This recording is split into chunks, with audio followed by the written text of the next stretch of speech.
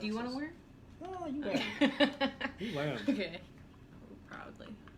Look at that. Ladies and gentlemen, it's my pleasure. This is my third podcast today, by the way. Wow. Connecting with people. It's my pleasure, Z Nation, to introduce a great friend of mine. Not Minnie Mouse. Not... This is pinching my nose. Oh, okay. Quick. Wait, don't take it off. Don't take it off yet. Intro. So not Minnie Mouse, but the lovely Miss Amanda Marie, who inspires and connects with others through her lovely, impactful music. Thank you so much. It's a pleasure to have this moment. And let me feel real quick. It was like, yeah. I was going to start talking weird in a minute. No, this is fine. Like, I get used to it. I'm going to roll for this one a little bit. Take me seriously, though, okay? I will. Okay. I'll take them off after a while, because we need to have eye contact when we're talking here. But I'd just like to say I'm really appreciative of just like, what time is it now? There's 9 o'clock there. It is 2:18. I think we've been together for about an hour now. Mm-hmm. But I really enjoyed just catching up with you and just hearing things that's going on in your life, and just like the exciting news you have coming forward ahead. But also just we haven't talked much about like relationships, but I imagine they're at least with like your daughter. Right. Things are going. That's the only one that matters. Yeah, that's the to only me. one that matters. Besides, don't get me wrong, my parents and my brothers. Sorry, parents and brothers. You don't really matter apparently. You heard it here first. Oh. From Minnie Mouse's ears to now your ears. No, she's yeah. number one though. Everybody knows. It's no secret. Yes, absolutely. Absolutely. My mom's glasses here. Oh my God. Look at that. Getting old is not. Yeah, they're broken. Oh wow. This enhanced my vision. Did it really? Yeah. That's so weird. You can actually see, because somebody, Emil just wrote, "Good to see you doing well, bro. Have fun." Thanks, Emil. Much love. Much love. Emil, I know on the ship. Yeah. Oh. But yes, any individuals that are loved ones of Amanda, she loves you all. I do. I shouldn't be saying that for you, but I don't know why. No, I do. You definitely do. He speaks for me. I know. No, I want you speaking for yourself. But I can't believe those work for you. That's so I weird. have good vision, but... Because for me, it looked like a complete fog. Really? Yeah. They are foggy, too. That's so weird. Well, they're dirty. Yeah. Huh. Also, before we progress, and I'm pretty sure I set the camera... Yeah. If you don't mind, Amanda, we just like to show the background. And I would love to know more about this painting. We can talk about and then the bear... And then I didn't really show it too well, but the bear and the guitar. We're gonna take a picture together afterwards to showcase off. Because that's one of the first things when I came into your house, is that painting just stuck out to me. And I was like, oh, are those? They're not parrots. They're cockatoos. You know, I don't know, but I think they are cockatoos. But it just has like a very kind of like the setup of the painting and the way it's painted, like has a kind of like a Victorian feel to it, even though it's like a tropical painting. Yeah. Also, you're not in the video anymore, but that's okay. Oh, do you want me in the video? Whatever. We're just talking. It's Here I am. Yeah. So what's the story with your painting? Okay, so where do I start? There's a mansion in Howey in the Hills, Florida, which is like an hour from here, and my dad owned it for just a short period of time, like mansion? A year. Yeah. And so he took it over from this family, Howey, I can't remember his last name, but he, Mr. Howey, like owned a lot of Florida, like the orange groves. Mm-hmm. And he ran for office, and he held a presidential thing, a banquet at that mansion. So it was like very big back in the 40s or so, I think. Very early on in this part of Central Florida, very early on. When it was like nothing. Yeah. Yeah. It was like a crown jewel in the middle of nothing. Yeah. This mansion. They had like the something symphony quartet there in the yard playing at this presidential banquet. So it was like a big deal back in the 40s or whatever it was. So we actually have no idea who painted that. We have no idea. It was in the mansion when we got it. Oh, okay.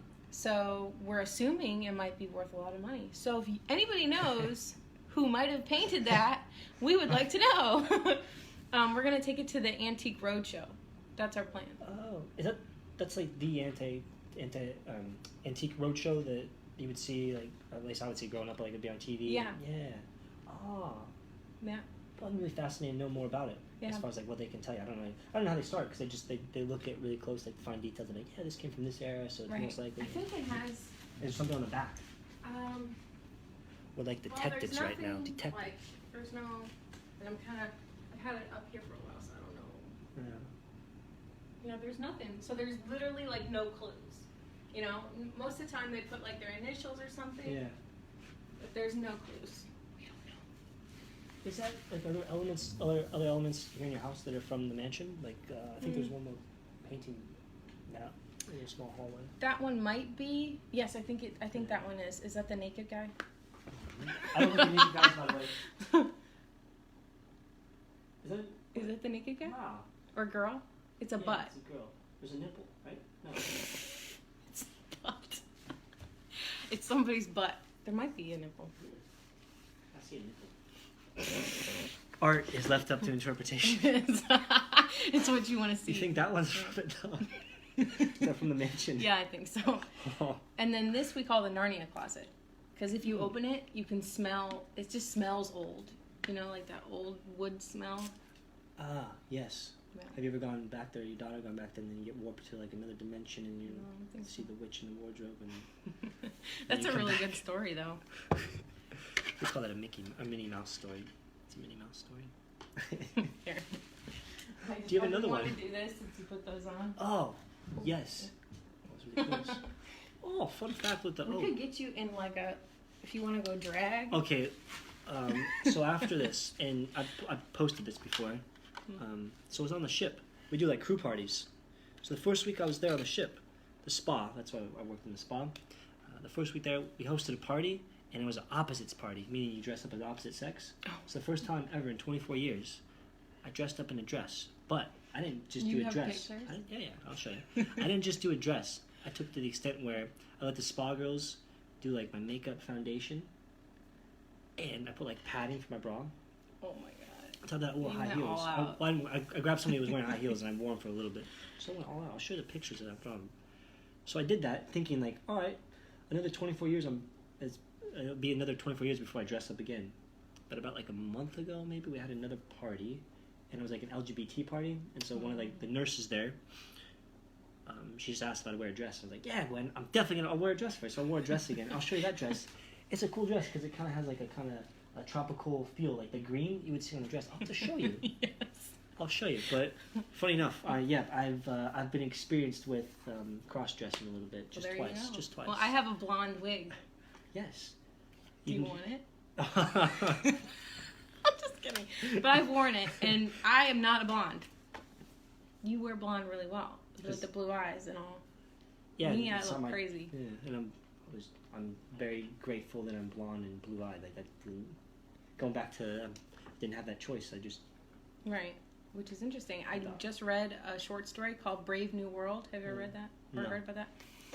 Basically, it's like a society in the future where they genetically, basically they make people in a petri dish. Yeah. And they genetically alter them so that they will either their destiny is predetermined. So they're either going to be a boy or a girl, and they're going to have this hair and this color eyes. And they mental conditioning for their jobs. So they're it is already determined too. Right. So they will shock them if they ever go to reach her. So they have these kids on this path or whatever, like this blanket, and they have a plant and something else. I can't remember what it was. But whenever the children would go reach for the plant, they would zap them. So they didn't like nature from children. Yeah. So they worked in their minds. Yeah, the condition at a very young age. Right. So the whole book is just basically how humans, unfortunately, we can be programmed like computers, and it's not that hard. Well, it's aspect it's taken at a very young age, but me or you, we continually program ourselves through the rituals we have. Right. Rituals, yes. Because what have you become? Whatever your success is, it's based off of the daily rituals you do on a basis. It's like with your music. The reason why you're very successful with your music is because of the rituals you put in, as far as the processing you go into creating your music and all the elements that allow you to feel good when you go into singing or coming up with your lyrics. There's a creative element to that. In order to come to that, you have to have rituals. Right. Whether you're uncomfortable, whether you're successful or unsuccessful, everybody has rituals. There's a reason why poor people are poor. It's because of the rituals or the habits they have versus success. Rich people are just generally more happier people, or happier, successful, or richer because of the habits they have. Right. But it's interesting because it correlates exactly with that book, that short story, which I'm sure that's the reason why the author kind of created that world, is because he probably sees it. He can see it and how it exists in today's world, but just he's bringing it a step further and like potentially what it could be, right? What it could become. Well, there's more. Oh. So one of the main elements was they want the whole society to always be happy, because unhappiness is more infectious than happiness. Because we are more pessimistic by nature. It is. So we are more drawn to anything that's negative than I don't know. Isn't that weird? Because it takes more muscles in your face to frown than it does to smile. But yet, this is where we rest instead of like this, because this takes less work. But that's you don't sleep like this. No. You don't sleep like that. No. So they give him soma. Soma, what's soma? It's a muscle relaxer / something else. So like anytime anybody shows they're unhappy, they go and they give them soma in the story. So they want the whole society to be happy all the time with no, unhappiness ever, because it's infectious. Right. And they know that if you infect someone with that, then they're going to start thinking, because by human nature, even if you're programmed, you can still break your programming. It's, so it's like really deep. Yeah. It's like 288 pages. Yeah, that's the thing you said, like, even though we're pre-programmed, you can still break your programming. So like in life right now, in reality, like you can still, if you go down a direction you don't like, you can still change your habits. It's just hard to do.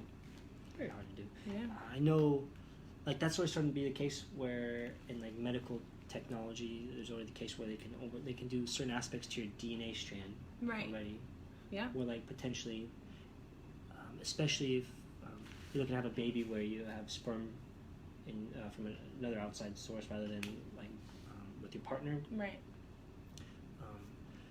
There's like the aspect like if you want to have a kid that's like very athletic and can have strong physical characteristics, it's an aspect you could look at having like sperm from somebody that has those criteria, and then that's where like you're starting to tweak with how the outcome of your offspring is going to be. Right. Yeah. That's why like when I was growing up, I don't know about your parents, but my parents were like huge on, we only want you dating someone who comes from a good family and who they all went to college, and we don't even want you to don't even talk to him because his parents didn't go to college and this. And I always felt like that's so wrong. And a part of me still feels like that's wrong, but I understand it now. Yeah. I totally understand why they were like that, because no matter how positive you are, no matter how like determined and how much drive you have, if you surround yourself with people that are not of like mind, it's amazing how fast they can just drain you. Yeah. It's like, and then you got to start all over again almost. Yeah, we're just giant walking, talking sponges. Right. And when we see when we have liquid that's either positive or negative, we just soak it up. Right. And it becomes us until we eventually squeeze it out. But like that's one of the most important decisions you can make on a daily basis is where your time goes towards and where you put yourself amongst others in places. Right. Because you become where you are. Yep. Okay. Especially when you go to certain parts of like the country or the world, you kind of notice like little differences as far as like, oh, okay, the majority of people are like this, whereas you go to other parts and like, oh, the majority of people are like this. That's one thing I wanted to talk to you about. Is like the difference in people. Like, would you say that versus this country? And I know people get crazy when you talk about like, are people happier in this country than the other countries? Like, look, this country's special because it's the land of the home, the free, and the Disney. This is where Disney's from. This is where Disney's going to prosper. Are there Disney's other places? Yeah, Disney Japan. There's Disney Paris. Paris? Have you been to Paris yet? Yes. Oh, that's right. You were in front of the Eiffel Tower doing like a handstand or something? Yes, that was a fun. That was a really good picture. Who takes your pictures? It's a combination of either sometimes people or... So you just stop someone and say... At times, but a lot of times I enjoy the process of actually... just doing it myself, and I just have to be like creative with like using this tripod. Yeah. Which isn't. That's a good. I gotta get a new tripod though because this one's swiveled. So like this phone's big, so if I just put it normally like this, so it's facing us and I'm blocking us though, it'll start to just come forward without staying in place. So I think but I just enjoy it. A lot of times I take my own pictures because I just enjoy, like, okay, I like to think about the angle. Yeah. Get consideration angle, okay, and let's see what I can come up with. The lighting. Yeah. But no, you're good at it. If those were yours, you're definitely good at it. I just like documenting. I got California calling. No thank you. They're watching right now. Yeah. Oh. We've broken some type of podcast contract, which we'll never sign. Stay away. Yeah. Contracts are tricky. I was gonna say though, back to your question, differences you notice about individuals in other areas of the world. Showing an element like opportunity.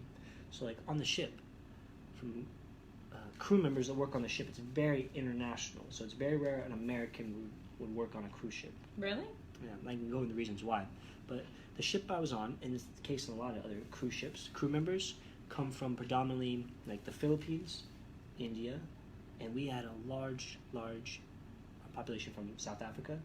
The majority of the ship was actually Filipinos, but then the second most were South Africans. And the reason being, like, South Africa is just not as much opportunity, right. And the value of the currency is starting to depreciate more. So when somebody earns money in American dollars, there's more purchasing power when they go back to Africa and use what is it called now? With their currency? Yeah. I have no idea.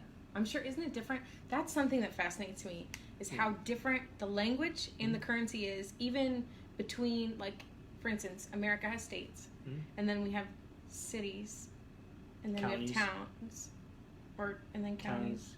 Yeah. We go to state, counties, and then you have cities or municipalities, townships. Right. Where's other parts of the world? Yeah. Right. Currencies, you're right though. Like, currencies around the world, like majority of like currencies in other parts of the world are like much more colorful. Right. I wouldn't say necessarily. In my opinion, I feel like they're more attractive just because of the color, versus like the U.S. dollars, because it's all green. Yeah. I am not a fan of money. I mean, you need it, right? I got that. In this world, you need it. But I'm not a fan of what it does to people.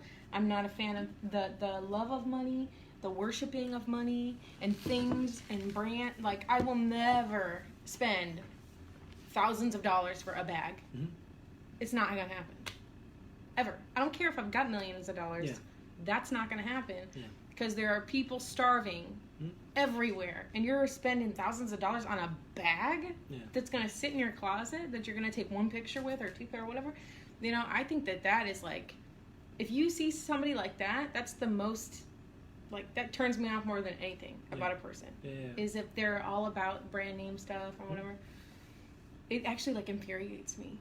Because it's like there's, you know, because we are all one people. And I don't understand how people, like, say, oh, that's not me, that'll never happen to me. But then when it happens to you, because nothing is out of, I mean, not everything is in your control. You could, you know, you could be hit by a semi tomorrow, and then your whole world is turned upside down, and then you are the one in need, then you never thought you'd be in need, you know? Yeah. So it's amazing to me how people are like, oh, I'll never need that, or I don't understand. They don't try to put themselves in other people's shoes and try to proactively help people that are in need when you don't realize, and I tell my daughter all the time, you never know when that's going to happen to you. You truly never know. You could leave and your life would never be the same. You'd never see it coming, and then you would wish that someone would help you. So be that someone. You know? Absolutely. It's really hard, especially today's world, because there's just so much constant stimulus. We get away from, like, ourselves and just having perspective. And then, you know, like you just said, like, you never know when it's going to be, like, your last breath, or you never know when it's going to be, like, your last, like, easy breath. Right. Before potentially you could just get affected based off of whatever circumstances come your way and you experience. Right. Or those people in the hurricane. They were probably just living their life, doing great, and then all of a sudden, huge hurricane comes, completely out of their power, and takes away their home and all their stuff.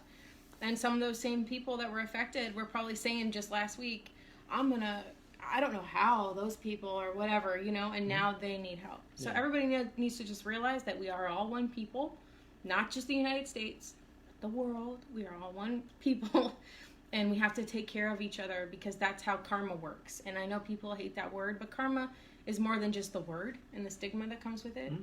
It's like what you're putting out is what you get back. Yeah. And you never know when or if you are. Yeah. You just know that you're doing, and someday hopefully someone will do for you, and that's like the homeostasis of how the whole thing is supposed to work. Yeah. Yeah. And it just doesn't work right now because people don't see it like. Yeah, like, and it goes back to like programming too. Right. And it's very hard to a lot of times just think about others because again, there's just so much out there stimulus wise. Mm-hmm. It's just always pulling our attention and pulling us from what like actually really matters. Yeah. Cause I would say like majority of people, if they just say like go on a low media diet and take media out of it to play and just really focusing on your thoughts, you get in a quiet space and really hone in on knowing thyself. That's a good way to put And it. make heaps of difference as far as just being able to process your thoughts, but also put yourself in another person's shoes, another person's perspective. And that's like it's like a really healthy practice to have in anything you do is just always put yourself in other people's perspective. And it's very challenging at times because then you have emotions play up a lot of times, and you have other commitments that you have to think about, and a lot of times your mind your thoughts might be going in the future, in the past, and not actually being present in line with being here and really just taking in and thinking about nothing else. Right. It's a challenge. And especially when people have done something horrible to you, that's been my challenge. Yeah. You know, when people do horrible, mean things, and like holding on to the bitterness and the resentment, like really slowly kills you. You know, because that's not. We should just be able to let it go and just. That was before. It's not happening right now. It happened then. Yeah. But it's something that I've struggled with that I just recently have just come to terms with. Just let go. Yeah. You know, you're not going to change it. You can't change the person that did it. They change when they want to, if they ever do. Yeah, it's let it go and then forgive. You don't necessarily have to forgive an action that was taking place, but just forgive the person. Right.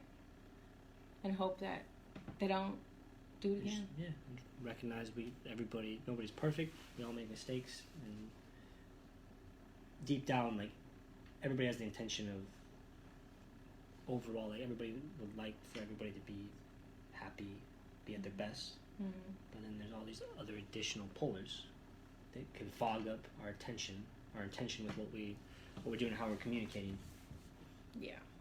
Just keep your eyes on the prize of no drama and let it go. You know, that's just what I'm trying to do. It's just do my own thing and let it go. Yeah. Nothing else I can do. Just focusing on yeah. So, and when you're doing your own thing and you're focused on your goals and your integrity and your dreams, you don't even have time to even think about it. Exactly, and that's when you're in that flow state. You're in that enjoyment state. You don't even recognize time itself. You don't even recognize you just went like 24 hours without eating. Oh, you're just like fast and you're just creating. You're just imagining. I haven't eaten. Oh, I just noticed that since you said that. It's all today. Yeah, and not at all today. Just this protein thing. Yeah, that's like. I'm nervous about tomorrow. Oh yes, when you said that. So whether or not you want to share that, that's it. But if you ever like, so one of the best ways. Oh yeah, that too. I was just gonna say like, something to consider, without you having to share it. But you can share it. Go for it, and I'll say what I. No, you first. Oh, yeah. So whatever you were just gonna say about what you're nervous about. Oh, about tomorrow? Yeah. Yeah. Oh yeah. So the aspect of how you can literally conquer anything obviously starts with like your thoughts. Like you are what your thoughts are. So whether you're right or you're wrong about anything, you're right. So nothing has any meaning except the meaning you give it. So It's all based off your thoughts and what your mind is. So it comes down to like what you feed yourself, the message you put in through your ears or your eyes. And that all relates to like your subconscious mind. So the kind of where I'm going to go with this comes from like a book I read. It's called The Power of Your Subconscious Mind by Dr. Joseph Murphy. But there's a term in psychology called autosuggestion. And basically just think of it as like planting a seed in your head to grow towards what you want to do, what you want to accomplish, or how you want to act a certain way.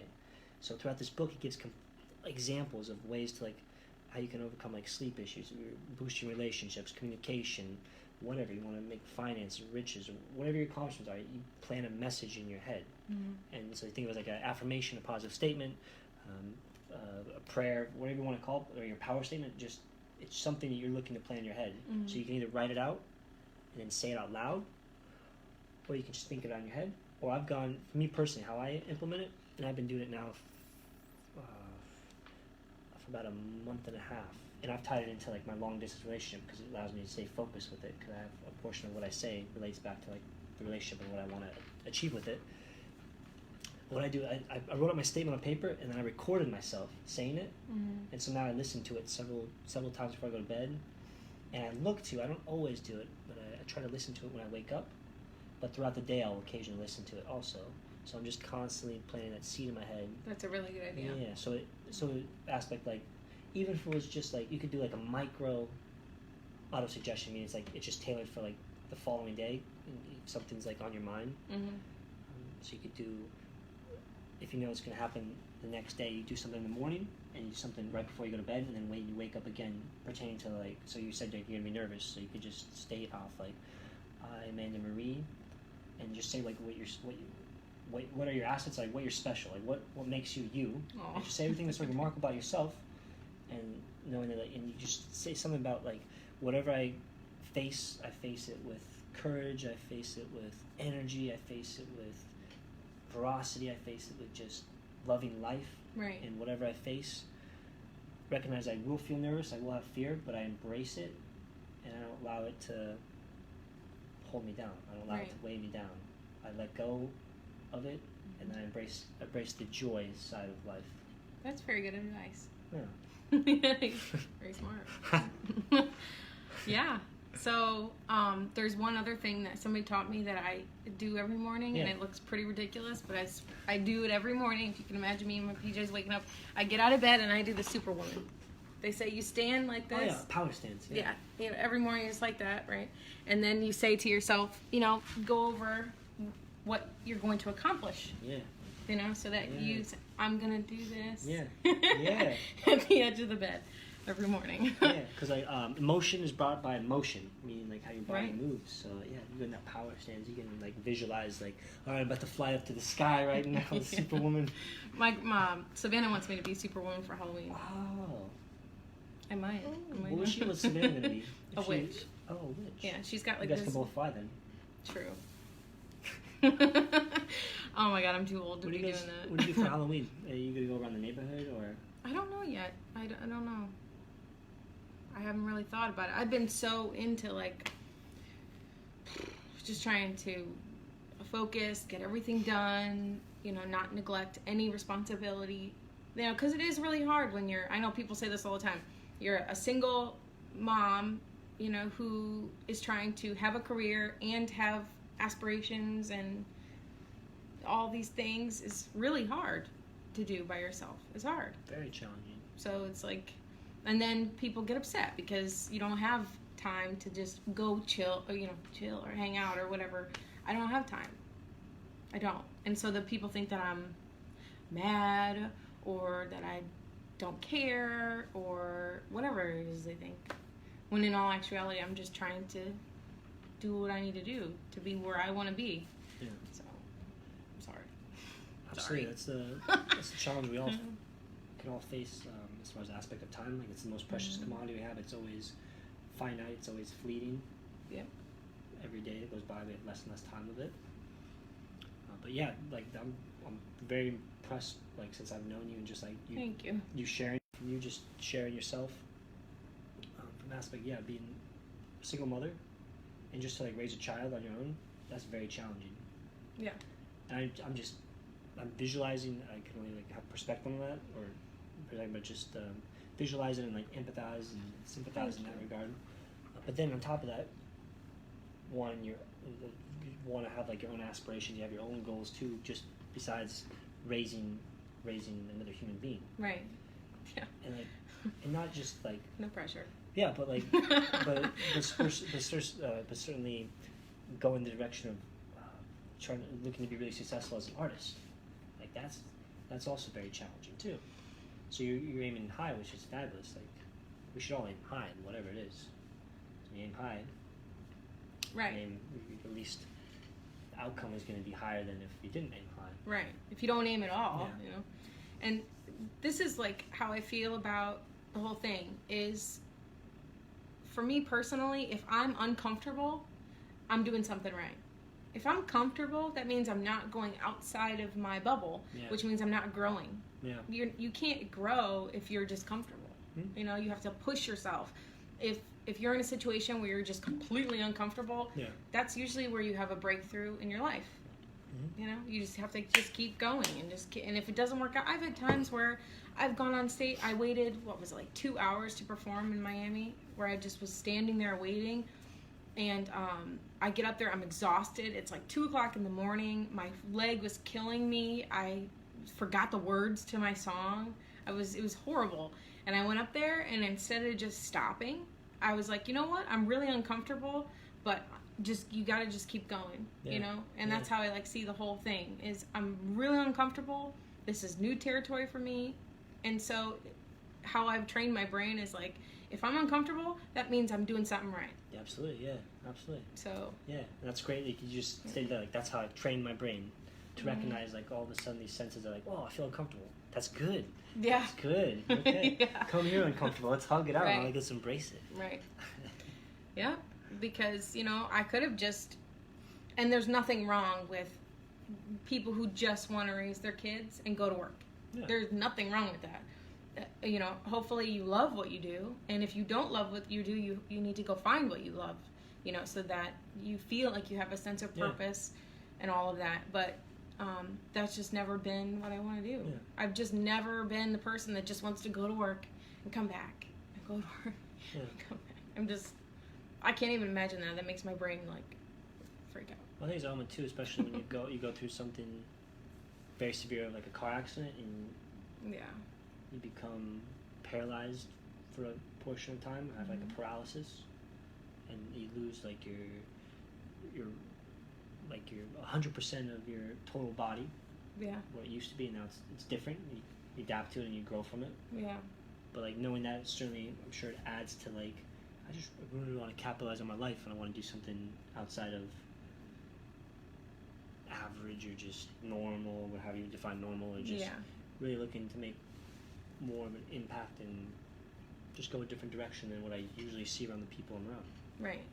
I just felt like, and I might have told you this last time, and it's the same, is like if I have a larger platform, meaning if I have more people that give a crap about what I have to say, then I can do some things that I really, truly want to do. Environmental conservation, which is huge in the state of Florida right now. Our beaches are like, they're not good. The red tide and all that. What's the red tide? You haven't heard of that? Red tide is basically, there's like chemical runoff from the plants, from industrial waste. Plants that are still on land, or like the oil platforms, or plants like industrial, like manufacturing plants. So still ones that would be on land that just put like their sewage or their excess into the water. Mm-hmm. And even like the fields where they're growing produce and such, they're putting all this crap, like the fertilizer and the weed killer and all that stuff. Is just crap, and it's killing. You know, it's seeping into the groundwater, and then it's eventually flowing out into the oceans too. So there's so many different like levels of our environment being attacked from like all sides that it can't replenish itself fast enough. It's really good at it, like the body. You can beat the crap out of your body, and it'll, for the most part, just keep regenerating itself. But there comes a tipping point where it just can't do it fast enough. Yeah. Which is when cancer happens, which is when those things happen, and the same is no different with the earth. You know, so. The red tide in Florida is horrible. Actually, I can't remember her name now. Erin Brockovich has become a big... Erin Brockovich? Yeah. The one they did a movie about in California. I'm going to go to her... did she already have it? Man, I might have missed it. She was going to have a big rally. Oh. It's like an hour from here or 2 hours from here, about doing something about it, getting the government to like put restrictions on these companies to really make a change. Otherwise, you know, Florida, we're all about tourism, and people are not going to want to come to the beaches where all the fish are up on the shore dead. Manatees, fish, dolphins, just by the thousands. It's all over Florida right now. The red tide. Like, where's it predominantly? It's a southern part. Yeah. like Panhandle or not pan. You know what I mean? That part. I can't think of the word. The bottom of South Florida. Like Tampa. Because Tampa's very industrial. Oh. Yeah, it's a big problem. Red tide, so it's the color of the water. Right, and it smells horrible. They say that it smells like a sewage, like straight sewage. Yeah, it's really sad. It's horrible. And it's like, the average person feels like, I'm just one person, what can I do? There's a lot of things you can do. You can recycle. Yeah. You can, there's a whole, there's so many things. Like from your standpoint, when you have a platform, the neat thing is, so we live in an amazing era with communication and just being able to reach a large amount of individuals in a short amount of time just by turning on your mobile device. Right. So like Gandhi had like 200,000+ individuals that like followed him. Right. That would be like just the way he connected with individuals, just the way he carried himself, right. And his message was able to just make an impact on people's programming to where they wanted to make like a difference too, and wherever they're at, or when right. following his beliefs. So it's the same thing. Like nothing's even stopping you from needing to have that platform. It's just how you communicate, how you connect, like especially in your music. Like if you've got that line of starting to sing about certain aspects that look to empower.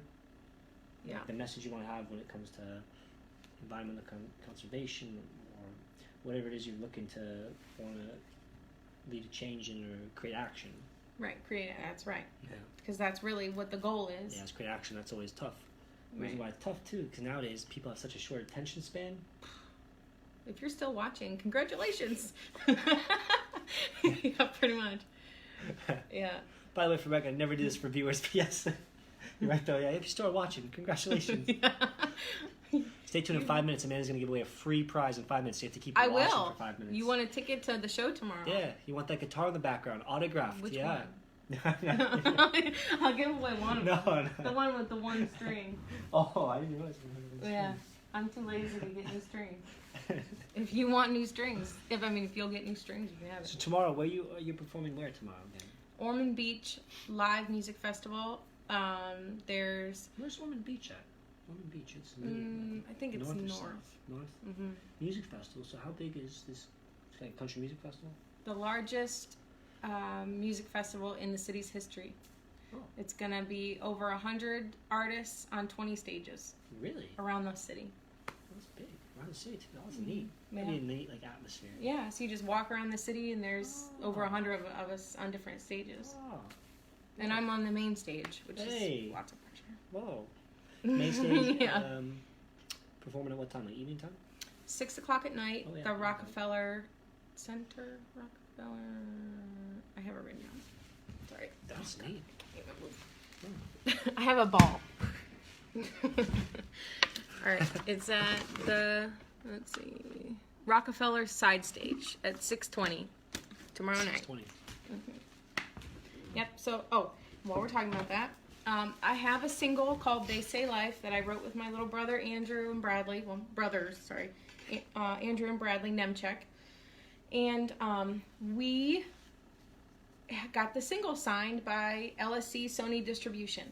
So Sony is gonna sign the song. They sent me the contract. I'm gonna sign it tonight, and tomorrow at the performance, I'm gonna debut the song at the music festival, and I hope everybody likes it. It won't be released on any major platforms until January after the launch party. So after tomorrow, really exciting. I can't give it to anybody. If you're there, you can hear it. If you're not there, then I don't know what to tell you until January. So I don't have control over that. That's just the day that they release it. Oh. When did you find out about that? How'd that happen? Yeah. Do you have an agent? How does this work with you? How does how you're approaching the business of music? Do you have an agent? How does that? I have a public relations firm. Public relations firm. It's Is that who because on your Instagram, I remember one time I was looking and you did the thing where you post several series of pictures to form a face. Yeah. Is that they're doing? I did that. Oh, you did that. I did that. Yeah. I found an app on the Play Store. Yeah, and I was like, that'll look cool. Yeah. And so I did that. Yeah. But they Country Music Vibe my people. That's my PR firm. And Edward Shuley is my representative, and he has done a lot for me in terms of marketing and obviously PR. And I don't have a manager right now. I am open to having a manager. I wasn't up until now, only because I thought I could do it myself, and I cannot do it myself. There's no way. It's a lot. It's so much. Then I'm realizing that, like, it was literally crazy of me to think that I could do this by myself. Yeah. Without someone, there's no way. There's no way. So I have a PR firm, and I do have social media managers for Facebook and Instagram. So they, like, create posts, interact with followers, because I don't, who has time to sit there and, Yeah, it's totally makes sense, like, you not putting time to that, because there's other things besides just connecting with, like, fans to a certain degree. Which I do. Every night I do that. Yeah. It's just like... Because you can't do it 24/7. Right. Yeah. Right. Every night I will go through all the messages from that day, and, like, if there's something that, I had somebody who's like, please listen to my song or whatever, like, I will listen to it. I'm the kind of person, because Imran Ahmed, which was the guy who gave me my break, I just contacted him randomly. I had no songs out. I was just like, hey, will you help me? And he was like, yeah, I got you. He sent me a song, and that was my first song, and he is the reason that I was nominated for my first Independent Music Award. Without him, I don't know, Yeah. So I really appreciate him. I really do. He knows it too. His wife too, of course. And yeah, so it really just is, like, for me, I feel like I was led to it. It wasn't something that I was like, because I don't believe in trying to force something. If you have to force anything, it wasn't meant. Absolutely. Yeah. And then it'll just fall apart anyway. It's just, how long is it going to take before it falls apart, Yeah. If you have to force anything, just walk away, So with music, it's been like that, where it's like, okay, this is good. This is going good. There have been a couple times when other artists were rough on me. Like, you're a country singer. You shouldn't be doing R&B, or you stay in your lane or whatever. Then, that was the hardest part, really, when other artists criticize you. Yeah. But then there are other artists that are really nice. Yeah. Right. So, for me, it's just been, like, all good for the most part. Like, if at any point I felt like I was having to force it myself, I would not have done it. Yeah. Because I just don't see things like that. Understandable. Yeah. Because then, you just end up expending a lot of energy that takes away from your other aspirations, your other loved ones, your relationships in your life that you really want to continue to foster and grow. Right. Which is why, I don't date. I don't do it. Because I'm just not with it. 2 years now, I haven't dated anybody, and I just don't no. It's a big no. Well, it sounds like there's an element, like, just knowing what you want, and right now that doesn't fall in what you want. No. Your time, your energy, and your thoughts are focused towards your daughter, Savannah. Right. And then your aspirations being, like, your career with, right now, music, and then on top of that, like, something like making an impact on the environment or the world in any way, shape, or form. And then even, like, your master's degree. Yeah. I'm going for my master's in healthcare administration. Yeah. So I write probably 3, 6, about 12 papers a week. You told me that. That's amazing. Yeah. It's a lot. It's definitely. But when I walk down that aisle, or stage, whatever. You're getting married again. No, I've never been married. No. I asked it again, too. Yeah. I came close when I was 18. Yeah. Just think how different life would be if you got married at 18. It's so crazy. If I would have said yes, oh my God. That's so weird to think about. This would be your path now, and then, like, if you got married, it would have been like, I wouldn't have gone completely, who knows? It would just... Right. Yeah. So weird. I don't think it would have been any different, because I stayed with that person for 13 years anyway. Yes. We just didn't get married. But we almost did when we were 18. We almost joined the Air Force together. That was our plan. We were going to get married and then join the Air Force together. Oh. And then we took the aptitude test.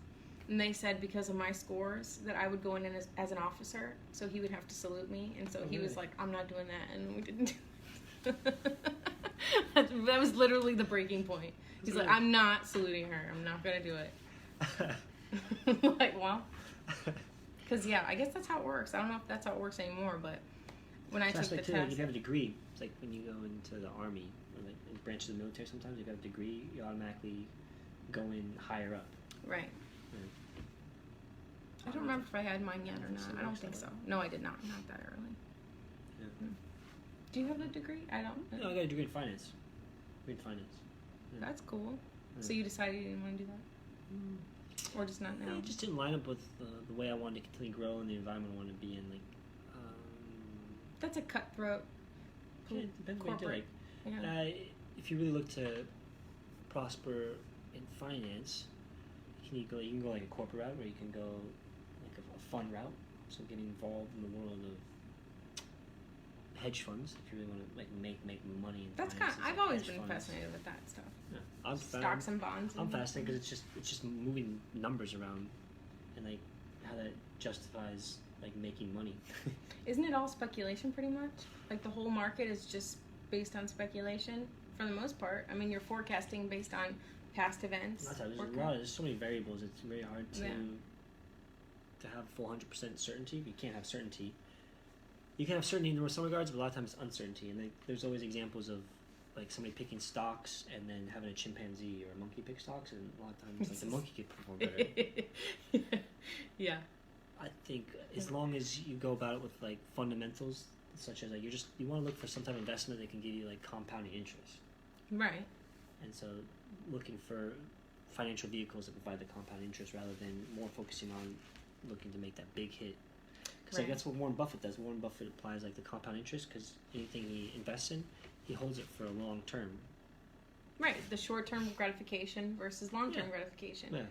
I mean, the long term always wins out in the end. You know, if you're doing anything for short term, you know, that's like people with a drug and alcohol problem. Yeah. Apparently, there's a really big one. Oh my god. Last one was. Is it here. Overseas or just here? Here in Orlando, there's a really big one for. Heroin, I think. Heroin, yes, heroin. Because I talked to an Uber driver one time. He was part of some program to help with rehabilitation. But he was telling me like Orlando's starting to become like an epidemic or something like that. And it's not just like low class individuals; it's like middle class. Right. I think my personal opinion on that is there's a reason that people are trying to escape reality. Yeah. This reality is not copacetic to how we were made. People were not made to be greedy and just like out for themselves and like just I need more and more and more and more and more. That's, you know, if you're a Christian or a believer in any kind of higher power at all, pick a religion. It doesn't really matter. All of them are going against how we're living now.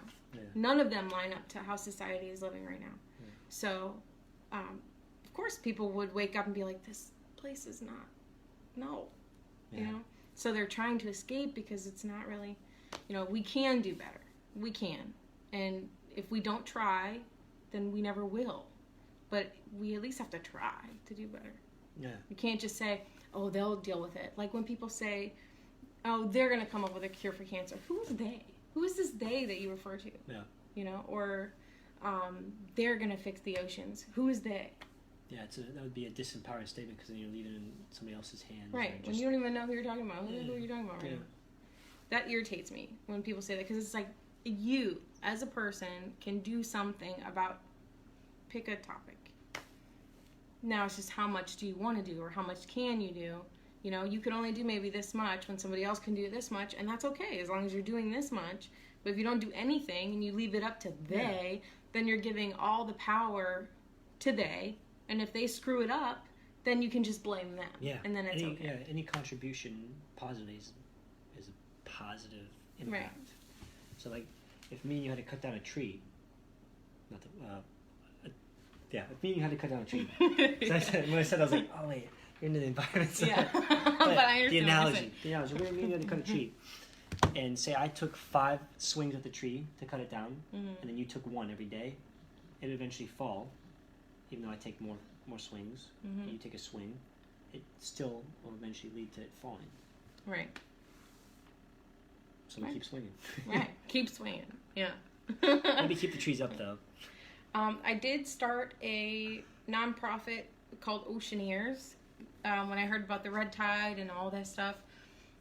Basically, it takes hundreds of dollars, like minimum of like $500 to start a nonprofit properly. So I don't have like my tax ID. I don't have any of that stuff yet. I started a GoFundMe because I just need the money to set it up. Basically, there are a lot of efforts that can be made, and I have it all on the website, which is on my website. There's a link to the website for Oceaneers from my music website. Of how I plan on doing that when I have the money and set up the nonprofit. I want to connect with a bunch of different. Elon Musk has a bunch of different stuff. I love him. And Leonardo DiCaprio, he has a bunch of stuff that he's doing. Yeah. With Red Tide, you mean? With Red Tide? Or with conservation. With the conservation. Environmental, anything really. He's a champion too in that. And of course, people say, how can people in entertainment think that they can be, I can't even see that far. This is a Mr. Ukrainian guy.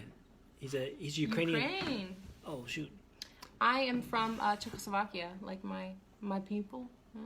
What, really? Yeah. So Dimitri, he's he's probably, hopefully he's still, I think he tuned off. But he's a very established Ukrainian dancer. Cool. And I've watched him and his partner, Elena. They have really cool videos of them doing like ballroom dancing. But you were asking show me some dance. Like those would be the first thing when he comes in. I'm like, you gotta help me with this dance. He's like, okay. I'm like, I'm not a good dancer, so tomorrow I'm gonna do my best. That's all I can do is my best. But I want to play that song because it's different. Like I said, I want to do something different. I don't want to just be comfortable. So I'm going to try something different. If people don't like it, they don't like it. If they like it, they like it. But I'm going to dance. I think they like it because you like what you're doing. You like what you're doing. You're smiling and you're giving out that body language. And then the tone of your voice comes across as like, she's really enjoying it. She's in the moment. She's flowing right now. She's not thinking about anything outside of just the action of. That's why I like to perform. Yeah. You get to be whatever you want. Yeah. You lose yourself in the sense you find yourself, where you know. Right. Yeah. Eminem did a song called "Lose Himself" or "Lose Yourself." Yeah. In the moment, you know it. Never let it go. Yeah. See. Yeah. You get the chance to blow. Once in a lifetime. Yeah. Exactly. I like Eminem. I do. I've always liked Eminem. The whole rap thing. I do like rappers. There are a lot of them that are for social change, and they're impacting people in a positive way. And pop Xanax, do drugs. Yeah. It's like what? They're it's funny. killing children. But they're just a lot of times they're just thinking about their environment they grew up in. That's what they see all the time. Mm-hmm. And that's how But they don't realize that they literally are killing children. Yeah. Causing children to join gangs. Yeah. Do drugs. If you really sit down and think about what you're doing. Singing programming, yeah. Right. I don't care how much money they're giving you to do it. Yeah. How many lives are on your hands indirectly. I'm not okay with that. Yeah. And same thing with the artists that'll be half naked. If you're a pop star and you know that little girls are looking up to you, don't do that. Don't do that. There's one thing about empowering women with their bodies, and then that you're taking it to another level when you're doing just stuff on stage that you should not be doing in front of little girls. Yeah. So I have a problem with that kind of stuff. The morality in the music industry is a little gray sometimes. People don't see it for what it is, because if a label is telling you you should do this or you need to do this to have sales, because if you don't have X amount of sales, they're going to drop you. Which I even have that in my contract. If I don't have X amount of sales, I'm SOL on that. So we're always trying to have like sales and all that stuff, when really you should be thinking about the reason that you did this in the first place. Yeah. And that's the case like any time in any business venture. A lot of times it's about sales, and you lose yourself again. Yeah. Lose yourself in the negative route rather than lose yourself in like, oh, this is the moment I'm in. Right. I mean, Demi Lovato almost killed herself on drugs not long ago. Do you remember that? Heroin. I think it was heroin. Really? No. Yep. Selena Gomez is now like depressed and I don't know whatever she's doing. But like one by one, I think they're coming to realize that like they did things for the fame that their morality knew wasn't right. Whatever it was. Yes. I'm not accusing them of doing anything. Yeah. I'm just saying that like that's how I see it. Yeah. It's finally catching up to them that the things that they allowed themselves to be a part of or take place in or promote or whatever. Change and conform. Right. Yeah. So I hope to, and I could have looked back on this and be like, wow, remember when I cared and now I'm... Yeah. I hope that doesn't happen. Got a documentation. Hopefully Facebook stays around for a while and we can come back to that video in case you ever do change. Or I might even just go into real estate and stop singing altogether. I don't know. You never know what life's... And that's the thing, you gotta just accept that you never know what's gonna happen. You're just enjoying the moment. Right. We're in the moment right now. So if somebody tells you you have to act a certain way, you just look at them and you put your shades on. I'm Minnie Mouse. Can't touch me. Oh, and then you put the glasses. Can't touch this. That's what I was thinking. Was that? I thought so. That's what I heard in my head. Now just picture me wearing a dress. Oh my God. I'm standing next to Amanda. She's singing. I'm a background singer. That would be great. And people wonder why you got this guy dragging on behind you.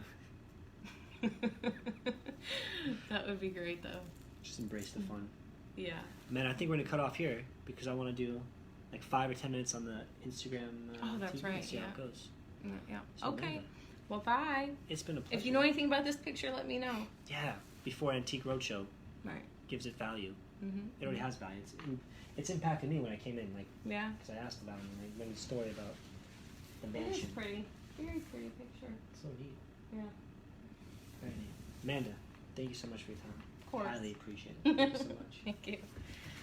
Until next time, as I always say, peace, love, unity, respect, and always Passion. passion. Well done. Peace. Bye.